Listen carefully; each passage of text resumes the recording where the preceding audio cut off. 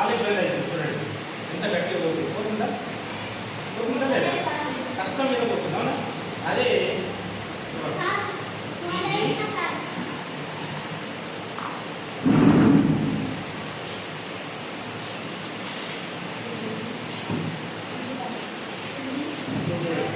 ఎంత సులువుగా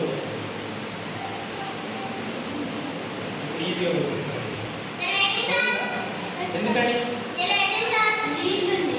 దీని వాటర్లో కలుపుతుంది. అట్లనే మన జీర్ణాశయంలో ఆహారంలో మనం తీసుకున్నటువంటి ఆహారం సులువుగా పోగలిపోవాలంటే నీళ్ళు కూడా అవసరం అని చెప్పేటువంటి ప్రయత్నం.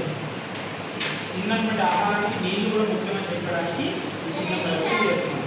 మామూలుగా తడి డస్టర్ కాకుండా పొడి ఉపయోగిస్తే గట్టిగా పోయింది. అదే నీళ్లు కలిపినటువంటి డస్టర్ తీసుకపోతే ఉట్టిగా సులువుగా లోపలికి పోతుంది.